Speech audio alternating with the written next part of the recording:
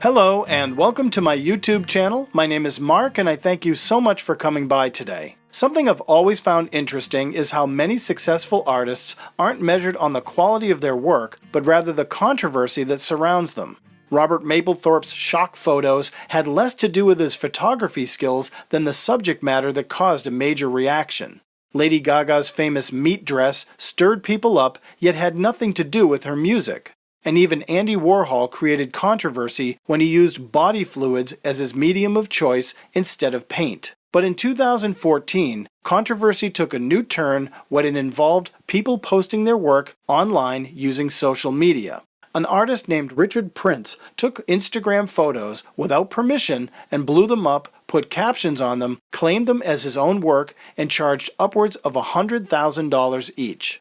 There was an outrage over this reappropriation of social media images, and a whole slew of legal brouhahas followed when people began suing Richard Prince in court. But the most interesting part was that it forced social media sites to revisit and rework their terms and conditions to keep people from doing the same thing in the future. These days, it's so effortless to post our work online, we really don't even think about it.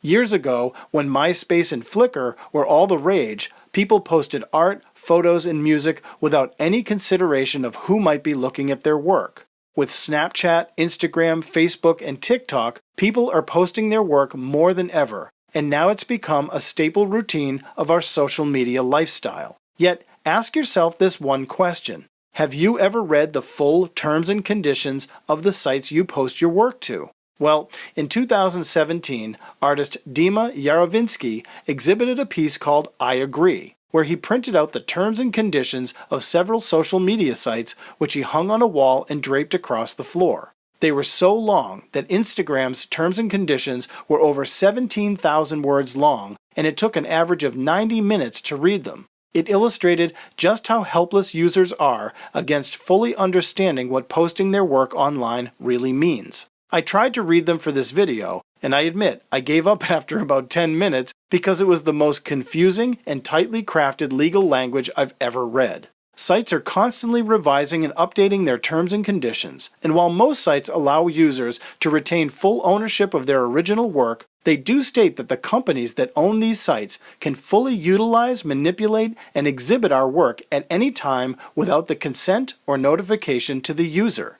These sites can use our work and we may never even know. Still, we willingly hand over our rights without concern of how our work could be used. The strange thing is, this is just one of the cons about posting our work online. And that's what this discussion is about today. The pros and cons of posting our work online and how it can affect us positively, negatively, and even financially. When I was a kid in the 1970s, I won a window painting competition in my hometown where my work was on display on a building in the center of our town. In the 1980s, I won a drawing competition and my artwork was hung in our local town hall. Then, in the 1990s, I won another competition and my work hung in our state's Capitol building. And while those were major achievements in my creative journey, no one really saw my work. What they saw was artwork hanging in fancy buildings, but no one actually knew who created the artwork. Those were my first experiences in having achieved small local exposure without recognition. Over the years, I worked jobs where I was being published on book covers, in magazines, and my work was being used for package designs and in advertising. I began to realize what it was like to gain global exposure. Except still, I wasn't getting any recognition because while my work was seen, no one knew who created it. It wasn't until the internet came along and people began sharing their work online. Finally, artists, musicians, photographers, and writers had a place to share their work, gain global exposure, and have their name attached to their work. For me, it was an amazing experience to share artwork, exchange ideas, and collaborate with other artists all over the world.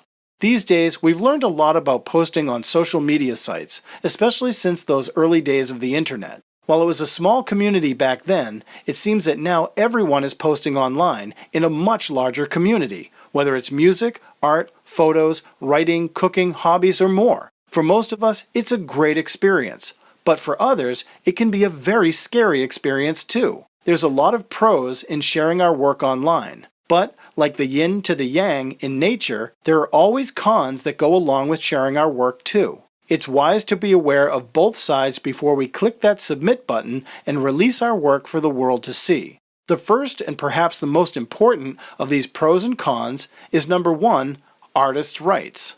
The rights of an artist and their work has been a long-standing issue ever since I can remember. But with the advent of posting our work online and to social media sites, those rights have become obfuscated and blurred, and the general public opinion is that it's okay to use whatever images we find online for our own needs. A lot of companies simply pull photographs and illustrations right off the web and use them in advertising and packaging without ever giving credit to the artist or paying a dime for the images. I know because I work for some of those companies, and while I created my own graphics and illustrations, a lot of those companies just didn't want to pay for expensive images. However, as the popular website BuzzFeed learned in 2013, the legal consequences of using a photo without consent can be catastrophic after they were sued for over $3 million when they published a photo they took from someone's social media page. And more recently, a blog called The Content Factory was sued for $8,000 for using a photo they found online, not realizing the person who owned it would hit them with a copyright lawsuit. The pro in posting our work online and to social media sites is that the terms and conditions of most of the sites we post to are designed to protect the hosting site as well as the artist, so companies can't just take our work, call it their own, and then make money from it. They also protect us when we sell our work, so that these sites can't come along and try to collect a fee or a percentage of what we sell the way an art gallery, an agency, or an artist rep would do. The con, however, is that when we post our work online, it's still open to being appropriated by others. Anyone can download, copy and paste, or screenshot our work and then manipulate it and call it their own. And unless we actually find someone doing this, it's virtually impossible to keep people from stealing our work or our ideas. It can be frustrating, and it can affect us financially, especially if someone makes money from our work. I had a friend once use one of my logo designs for their client without my permission or my knowledge. I only found out when I happened to see my work show up on their website claiming they designed the logo. When I reached out to ask what was going on, I was met with hostility, with my friend saying, "Well, what's the problem?" Well, I told him that it was a problem, and I asked to be compensated for my logo. It took over a year, but my friend sent me a payment for the use of my work, and sadly, it ended our friendship. So, how do we protect ourselves when we post our work online into social media sites and maintain the rights to our work? Well, there are actually several ways. The most quick and effective way to protect our work is to simply sign it. Adding a signature tells people right away exactly whose work it is. Another way is to include a copyright statement right on the artwork. We've all seen the little circle C in advertisements and photos in magazines. If you watch at the end of this video, I always protect my content by adding that copyright disclaimer at the end of the video. Another method I use is to apply a watermark. Years ago, paper manufacturers used something called a dandy roll, which had an embossed logo that paper would be rolled through when it was wet, leaving a faint impression of the logo on the paper so customers knew they were buying the real product. Many paper manufacturers like Fabriano still use watermarks. Nowadays, it's the exact same thing, but we can do it digitally. For me, I apply a small, nearly invisible logo to my artwork, which can be done in Photoshop or Photo Editor or free online with GIMP or PhotoFlex. Most people are unaware it's even there, and most stock image sites apply a much more obvious version to protect their images. Another way to protect images is to post low-resolution images online. This keeps people from being able to steal the image and enlarge it because it will blow out the pixelization and look terrible. And for more savvy users, adding copyright information to the file's metadata is also a great way to keep people from altering a protected digital image. Still, if someone wants to steal something badly enough, they'll try whatever way they can, and it's been that way forever. Number 2, being part of a community. Right now, there are literally hundreds of social media sites besides the big ones like Facebook, Instagram, YouTube, or Snapchat. Other sites like Pinterest, Tumblr, and DeviantArt are less prominent these days, while Doodle Addicts, ArtStation, and Ello have become much more popular alternatives. The pro to being part of these art communities is that it gets us out of our own space in our own heads and puts us in line with other people who think a lot like we do. To be part of something bigger than ourselves, where ideas can be shared, inspiration can be found, and there's encouragement for our creative journey, is a great way to help us keep on track and nurture our growth and development as artists. Still, the con to being part of a community is that it's easy to feel lost or insignificant, especially in larger online communities. Many social media groups have members who are well established and can sometimes be dominant personalities. Coming in as a new member can be daunting, trying to express our own voice among hundreds or even thousands of new members. And it's so easy to say the wrong thing or misinterpret what someone says, leaving us ostracized, vulnerable, or even dejected. While typically the experience is positive and supportive, there can be times when we feel annoyed, frustrated, or even embarrassed by something we've posted. I compare it to going to a party and walking up to a group of people who are talking. If we were to jump right in and start spouting our opinions, talking about ourselves, or debating with others, it would turn people right off.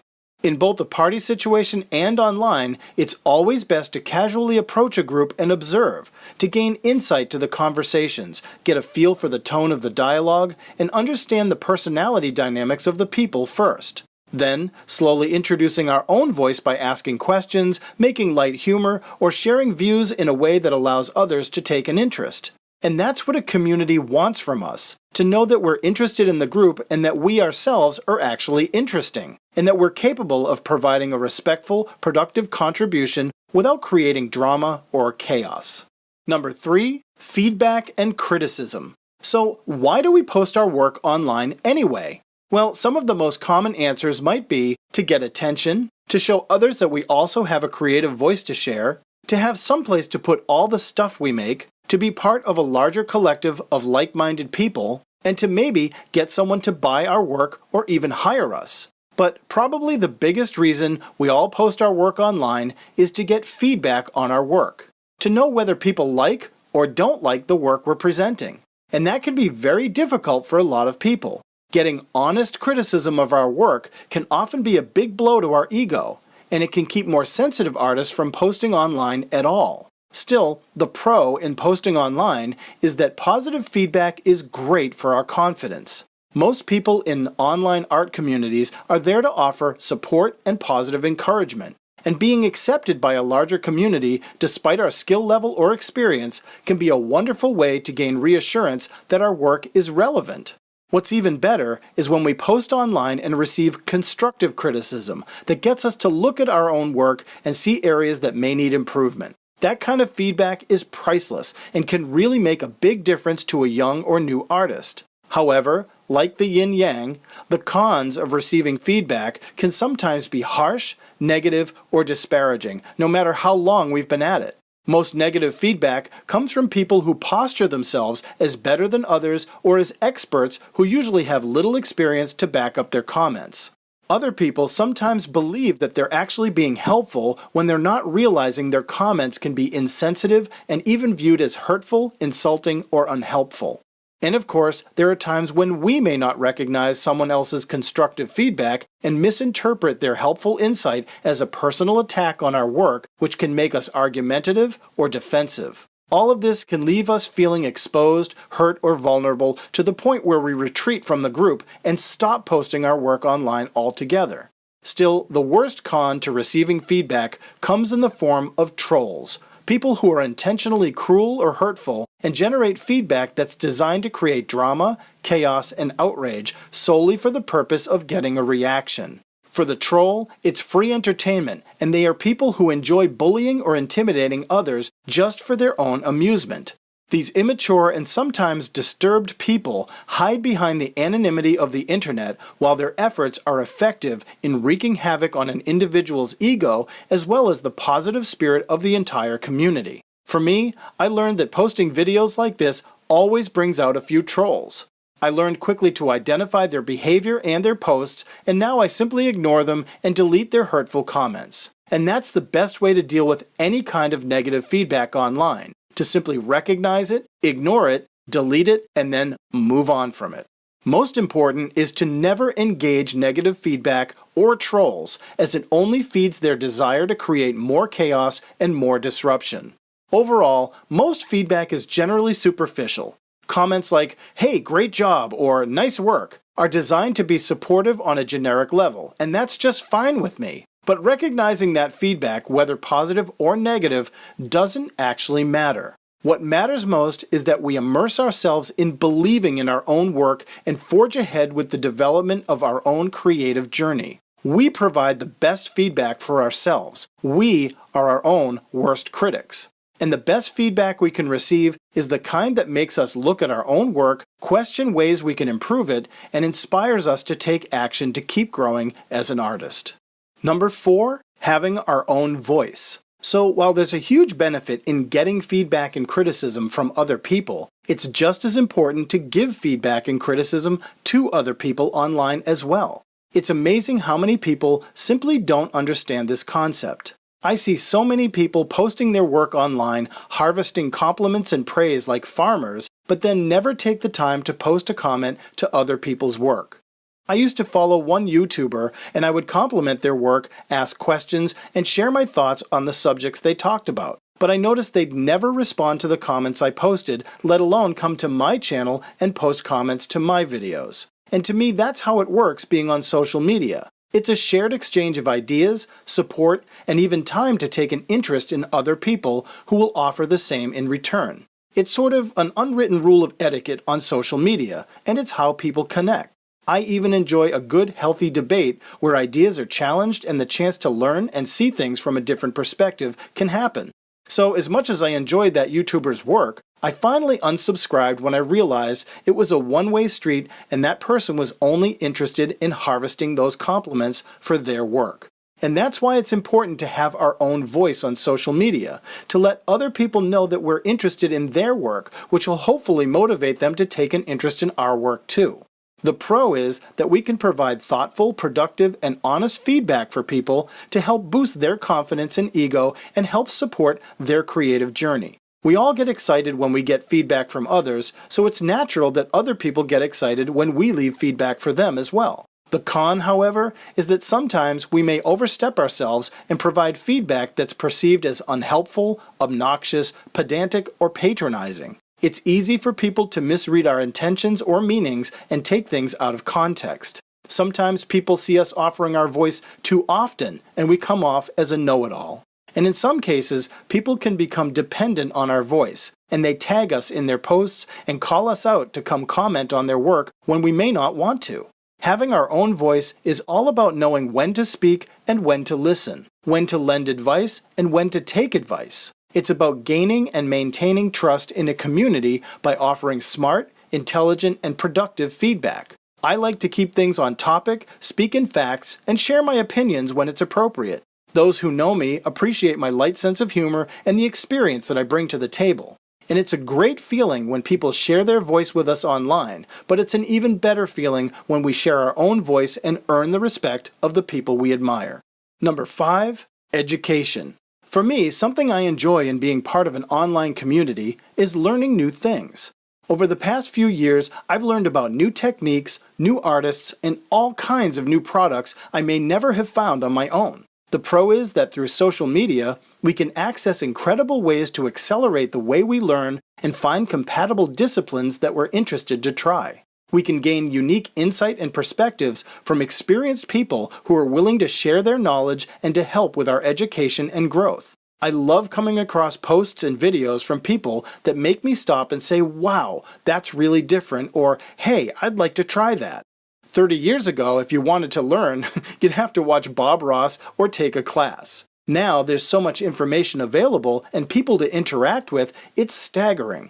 The con to all this is that there's also a lot of misinformation as well.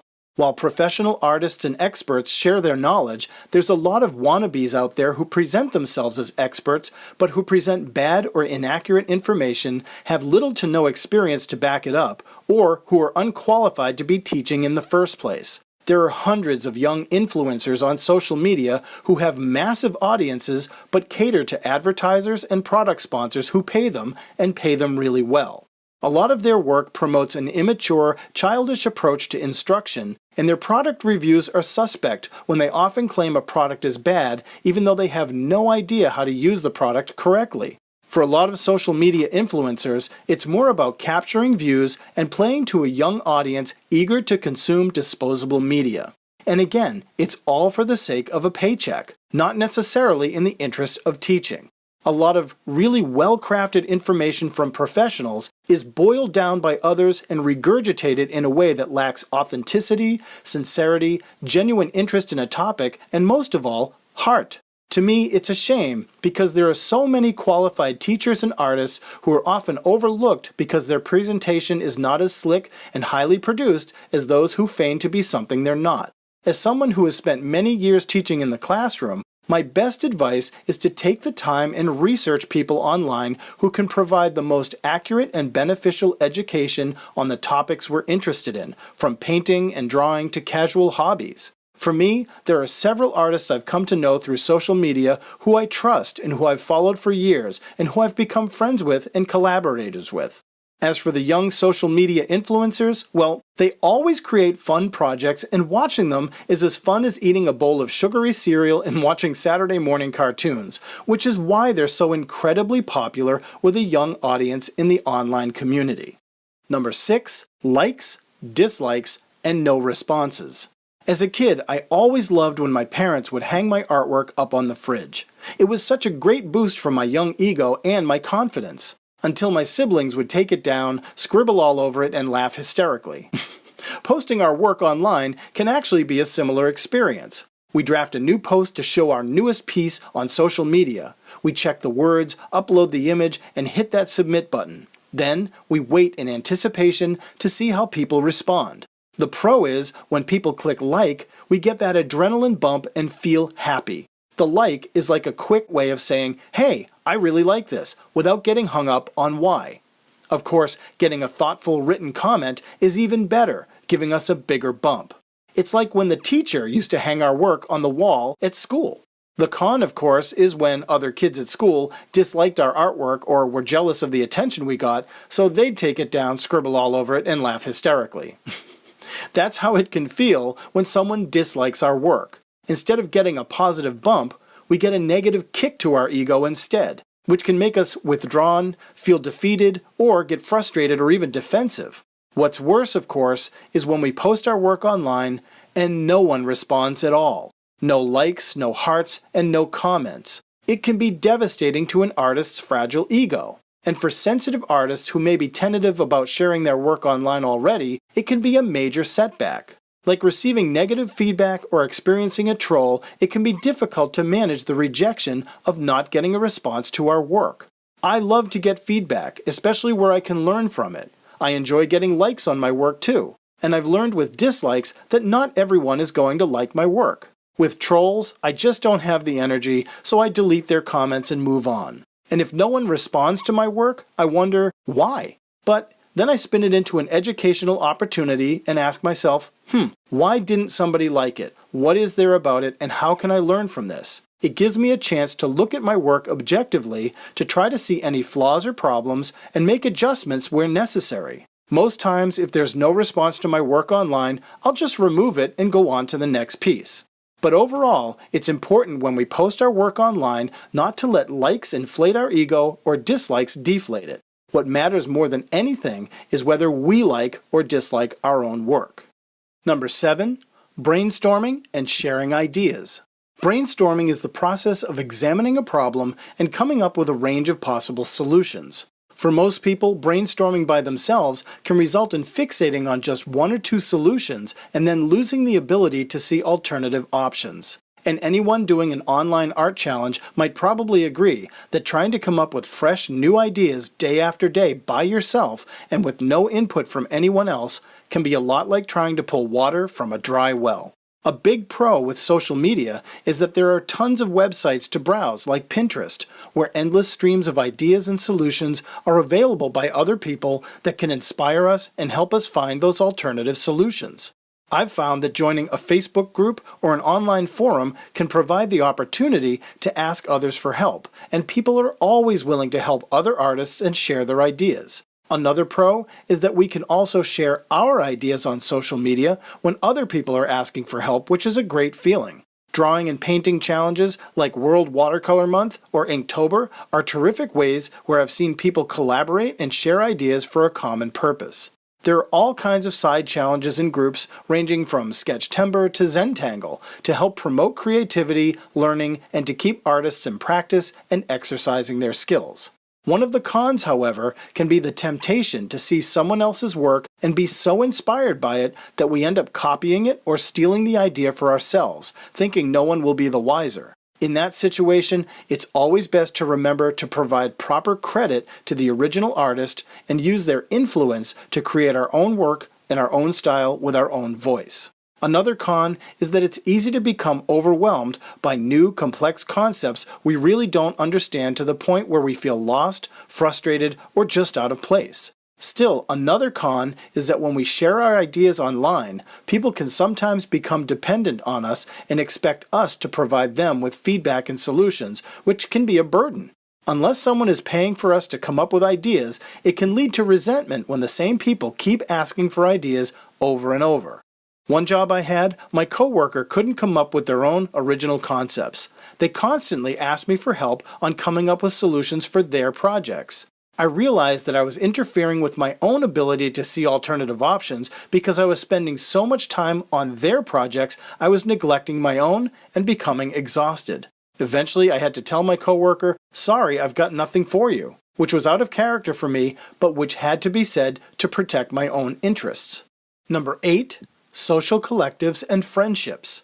The pros to being part of an online social collective can be developing extensive relationships with other people that can last for years and extend beyond the boundaries of the online landscape. Over long periods of time, it's interesting how we can interact with the same people over and over in an online community who share the same interests. It reminds me of when I was young and I had a pen pal across the country. It was a great way to exercise social skills, and unlike the friendships we form in school, at work, or in our neighborhoods, these online connections have a unique dynamic and personality of their own, especially since we don't usually meet face to face. I've met a lot of people in various online groups, from gaming to music to art and education, and of the hundreds of people I've met, a few have become very close friends. We've gone beyond that social collective where we met, and now interact on Facebook, sharing experiences and humor, watching our families grow, and celebrating or consoling when certain life events happen. I enjoy sharing the same interests, core values, and especially the creative experiences with people from different places who I'd never have met before social media. However, like anything, there are cons to these social collectives and the friendships that may emerge from them. There are people who are not what they portray themselves to be, who leverage that anonymity of the internet to create a false persona and gain our trust for a whole range of nefarious reasons. Most people know not to trust other people on the internet, but when we encounter the same personalities over the course of years, it can be easy to let our guard down. Also, there are people who come off as being real, but misrepresent themselves as having certain values, skills, or experience when they actually don't. And some people become highly dependent on others to where the friendship becomes a little disturbing, high maintenance, or even obsessive. One person I knew on a music sharing site was actually harassed by another member to the point where it became a legal matter. Those types of people are very rare, especially on the sites where we control who we let connect with us. Still, it's always wise to move with caution on the internet because we really don't ever know who we're dealing with or who's lurking in the background.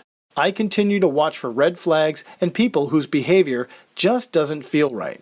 Overall, I'm cautious with my presence online, but I enjoy participating in online social media collectives because I find it entertaining, educational, and fun to engage and interact with other people. Number 9. Marketing your brand. As a young illustrator, the best way to market myself was to literally march my portfolio all over the city to show my work to art directors, agencies, artist reps, or anyone I thought might hire me. Unfortunately, my work was stylized and not a good fit for most of the places I was showing to. It wasn't until I showed to a publisher who hired me to do spot illustrations. And having that under my belt, I met another publisher who hired me to draw illustrations for school textbooks. I continued to show my work around, but I was focusing on the publishing industry because that's who my work seemed suited for. What I was doing was marketing myself and creating my brand. If we think of the old Wild West and how they used to brand cattle with a hot iron, it's not too dissimilar to branding ourselves, except without the hot irons or the cattle, of course. What we do is create a look or a style that is recognizable and familiar so that anyone who sees it knows exactly who created it. The works of Piet Mondrian, Georgia O'Keeffe, and Frida Kahlo are unmistakable to people who are familiar with their work. But these days, there are so many artists, photographers, and designers trying to get noticed, trying to get hired, and trying to stand out among all the others. It seems nearly impossible and can be very confusing and overwhelming for most of us. The days of shopping a portfolio around the city are gone, and most art directors and publishers won't even answer an email, let alone return a phone call. So along comes social media. But how do we use social media to brand ourselves? Well, one way is to simply be present online. Joining specific groups of special interest and posting our work there can be a good way to gain exposure and meet others trying to get ahead in their discipline as well. There are tons of illustration groups, graphic design groups, pen and ink groups, and so many more. It seems limitless to how much is actually out there. Building relationships in those groups is the start of building a brand too, where people become familiar with our work and our style and can instantly recognize our work as soon as they see it. I was flattered recently when I posted a drawing to Instagram and someone wrote, "I knew that was yours as soon as I saw it." That told me that I've succeeded in branding myself to a following on that particular social media site. Another way to get our work in front of people is by using tags. A lot of people don't understand how tags work and often associate their work with the products they use, limited groups, or to a specific group that doesn't provide an advantage to marketing their work. I recommend tagging work with the names of services or businesses we want to see our work. If we'd like to be published by a certain magazine, then tag the work with that magazine name, not with what kind of pen the drawing was done in. If your forte is drawing food, then tag drawings of carrots, beets, and apples to local farmers markets to get them to see your work, and maybe they'll hire you to design a poster, a web banner, or all kinds of other work that can get exposure and money. Like anything, starting small and developing it is how a brand will grow. The pro is that posting our work online is a way of networking and getting our connections to support us and even refer us as well. I've been referred to countless people who are looking for help with their design or illustration projects through social media. Some have been lucrative while others didn't pan out. Another pro is that many companies now have social media marketing people on board who use Instagram and Facebook to monitor their placement on social media.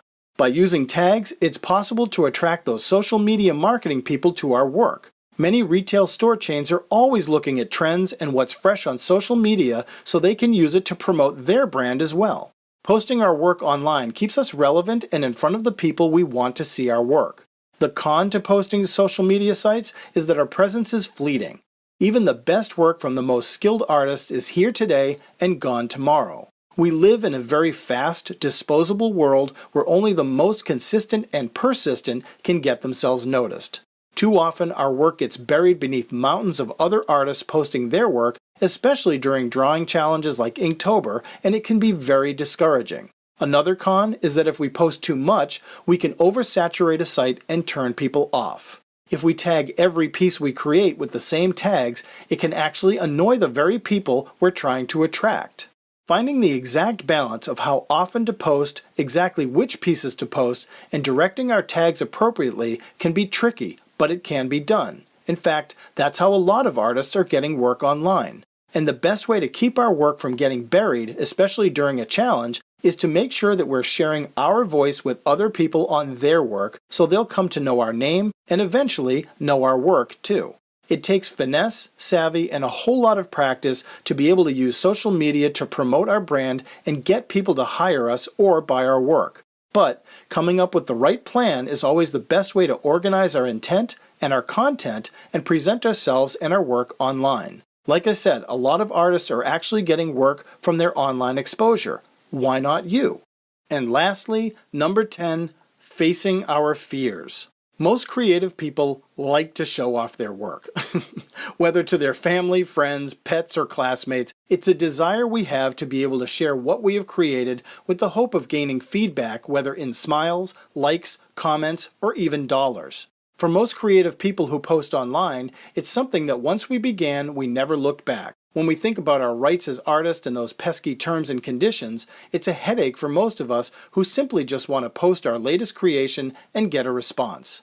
For a lot of people, the idea of branding their work or posting it with the idea of attracting someone to buy it is simply not what they're interested in, not at all. We all have a myriad of different, disparate reasons for wanting to share our work with others and not just keep it locked away for our eyes only to see. But for some people, there is real trepidation about posting their work online. Whether it's a fear of having their rights violated or their work put into the hands of someone else's terms and conditions, it's a concern that is justified through the history of art. Some common reasons I've come across for why people don't post online are that other people are so much better than me, people aren't going to like my work, people will make fun of my work isn't good enough, or that someone might steal my work. And these are all valid concerns for someone unfamiliar with posting their work online. Whatever the reason we can come up with for why we don't post our work online, there can always be a counterpoint with reasons why we should. Yes, there will always be people better than us, but also people not as good as us either.